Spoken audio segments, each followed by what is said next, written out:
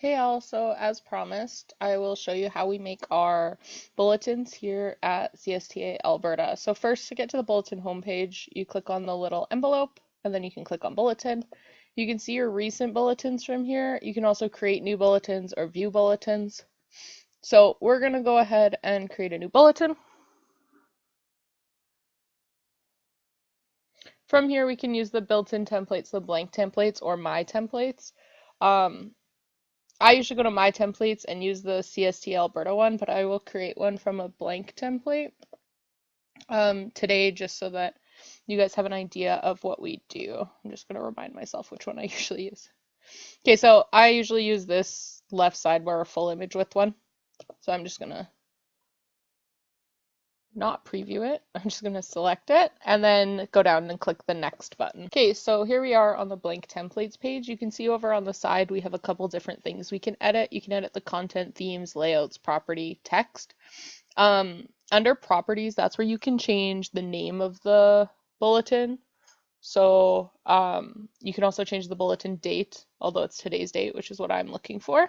You can change the group that your bulletin's in. So in my case, this one is the semi-regular. Mickey has a few minutes of time and PD update, the date the same. I'm going to change the name of this to be semi-regular bulletin September 2019 so that people can easily find it. The email subject, I also don't want to be left sidebar with full width image banner. So I'm going to change that to semi-regular bulletin. AKA Mickey has a few minutes of time.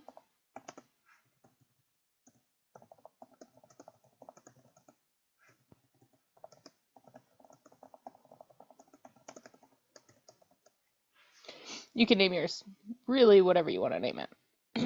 So I'm not going to require a login. We make all of our bulletins public and we make them visible on our website by default under our archive tab, so you can actually go in there and see any of the previous ones we've done.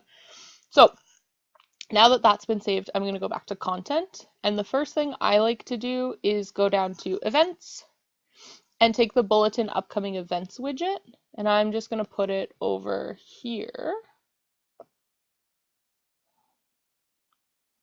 And then I'm going to let that load because it's a little bit slow sometimes. Did that not auto load webs?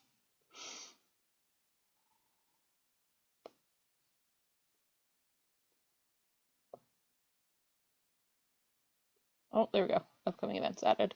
Not really sure why that didn't seem to add the first time. Okay, I'm going to delete one of these headings because I don't need it. So I have the upcoming events ones. If I wanted to put a heading above that that says something, I could. If I want to edit the events that show, I can click on it. Should take me to the events list, which you can see we only have one upcoming event, which is in draft, so I'll probably need to update that before I release the bulletin. So I will go do that. But if we go back, that's why the events is showing up empty. Excuse me. So up here for our image, we use our chapter logo. Strongly recommend you use your chapter logo for many things. So we're going to edit this. Actually, I think we delete this one. And here I'm going to go choose our chapter logo. I have it in my images. If you don't have your logo in your images, you can go to upload and upload a previous image. Or sorry, upload a new image. But these are all images we have previously uploaded. I'm hoping that's the one we want because it looks okay. I just double clicked on it. Okay, so we have our upcoming events. We have CSTA Alberta. Sometimes here we'll do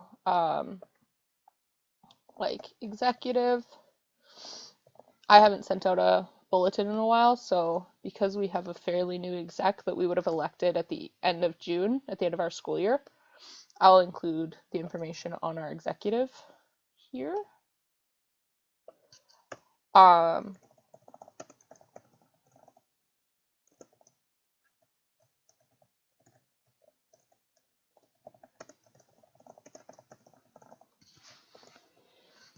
And I'm not going to go through and have you guys video our whole executive team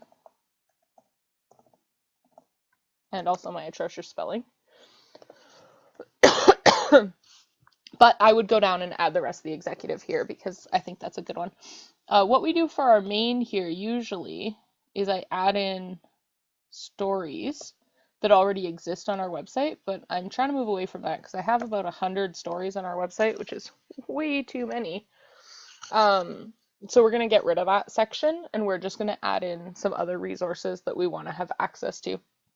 The general structure of our bulletins, I'll just pull one open.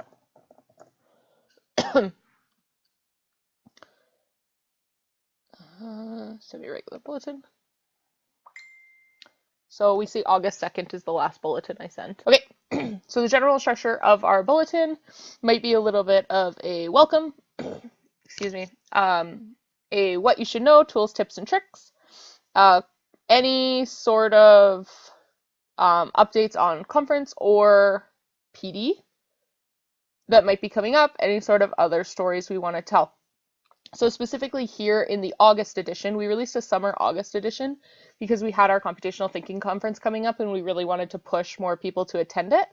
So then I included a bit of information there. I also included some resources. I like to keep the resources things people could actually use in their classroom. And then these resources mostly came from our symposiums that we had at the end of June. So in Northern Alberta and Southern Alberta, we had a meeting of teachers, and in there, from those minutes, we were able to collect some good resources, and then I filtered through them and added some on here. For the conference scholarship, that was for our upcoming conference, and then the equity fellowship is one of the things that headquarters sent to us that they asked us to send out, so we just included it in our bulletin. And that's essentially what is normally in our bulletin. So I'm just going to use our usual introduction, welcoming people to the bulletin. So we'll just take that. Okay.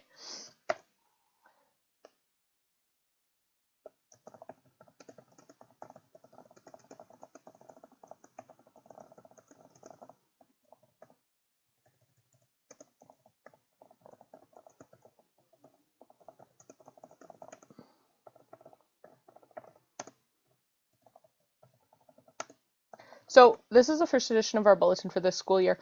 Keep in mind that we're in Alberta, so our school year cycles from September until the end of June versus starting in August, like I know many of the US chapter schools do. Okay, so that's all pretty simple. I can go in here and write a welcome message. You can all watch me write it, but you'll probably be pretty bored. So if you go into pre-formatted widgets, I just want to show you a couple things. If, say, you had this message and you wanted to add some other story or something like that, you can just drag any of these widgets over or click add. I've just had more success with dragging them over because it's easier to put them exactly where you want them. So if I wanted to have like a big image in here, maybe a picture from our conference, I could drag that over, put it in the middle section here. If I wanted under that article, it'd give me a little bit of room to add a picture in. If I wanted to add an image with left text, I could, if I wanted to put it down at the bottom, I can put it in here. You could probably have some sort of site settings things, or contact information at the bottom actually might not be a terrible idea. I might move the exec down there. But you can put lots of things in there if you just want text. It's a good idea to look through these and see what kind of widgets, it's a good idea to look through these and see what kind of widgets are available. There's a little scroll bar just right off the screen here that allows you to scroll through them. So you can do lots of text, images. You can flip through these. Apparently you can do bulletin pages, which I have never done. I've done the bulletin stories. That's how I usually do my articles. And I think that's how our template's set up. But this, if you click it, takes you to the stories for this bulletin. You can add stories from your story library, but I'll show you. So this is the problem I'm having. I'm not really sure what a solution is, if there's a way to sort these a little bit better. But so every story I've ever written for every bulletin, and you can see like a lot of these are together, right? So these are all from the August bulletin. These are all from the June bulletin.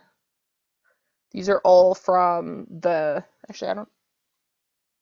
these are all when I was setting up our conference. So I set up all our conference sessions as stories too. And because I was using these stories, which is a pretty convenient thing because you can write them separately. Your bulletin, so I'll just go back and show you my other bulletin. So on this bulletin, people can click read more and it will take them to the actual story on your website, and you can add a lot more information in there, which is a really nice feature. My only caveat would be to watch out for this huge collection of, I've sent out maybe 3 or 4 bulletins since May, and I already have this many stories collected. So something to keep an eye on. Maybe the better option is to name them with some sort of code at the beginning to indicate which thing they came from. But yeah, so don't want to save and exit. I'm gonna go back. And, oh, please tell me. I think if I go to Bulletins and then go to my Bulletins, yeah, it should be there. Excuse me. I'm hoping this one's not lost data, but I did not click save. Okay, so sometimes I end up in this situation where I kind of loop away from my bulletin. I hope that does not happen to you too much. Okay, so you can add bulletin, photo albums, stories, pages. Like I said, I have used the bulletin stories quite heavily. It's really nice if you want to link to a full story page. So you just want to do a short little blurb in your bulletin, which can be good for people who skim the whole thing, because then they skim, these 3 paragraphs, they get 3 totally different resources, and if they want to more detail or read more about any one of those things, they can click on them. It's also good because if you have a lot of stories on your website that you're upkeeping, like blog posts or stories about things happening with membership, or we actually quite often do a teacher spotlight where we'll do a spotlight on a teacher, then you have a really good opportunity to share those stories that have already been posted to the website, but get a little bit more view on them. I think this one might have a teacher spotlight. Yeah, so you can see a teacher spotlight here on our treasurer, Janice. So I always ask the same 3 questions. How'd you get involved in computer science education? What do you like about your current program, and what are you hoping for the future? And is there an interesting project idea, tool, resource, etc. that you'd like to share with the group? Then I just copy and paste whatever the person sends me back into it. So these are all things I would recommend doing in your bulletin, is using a story, or at least doing shortened versions and linking to pages on your website or stories on your website that give you a little bit more information. The easiest way, like I said, I've found to do that is the bulletin stories widget. You can, actually I don't know if I showed you this. Under stories, you can create just for this episode or just for this bulletin. So you can create a new story. They will be added to the story library. So that whole collection of story library does add to it. It doesn't really separate them, but it's nice because, again, you can add a lot of information. So up to you what you want to do there, but that is what I usually do. So I'm going to go back. Oh, if I go back, I'm going to end up. If anyone has figured out how to get from this stories page, oh wait, maybe it's save and exit. And it takes me back to the bulletin. Yeah. I haven't figured out a way to go back to just the regular edit from the stories editor, which is a bit weird. Like if you just go into stories editor, no, I haven't figured it out. So those are kind of the widgets and things that are really useful. I'm going to add a little bit because I'm going to go in and actually create some events for us and then show you guys how those populate automatically into the events widget. And then hopefully that's helpful to you.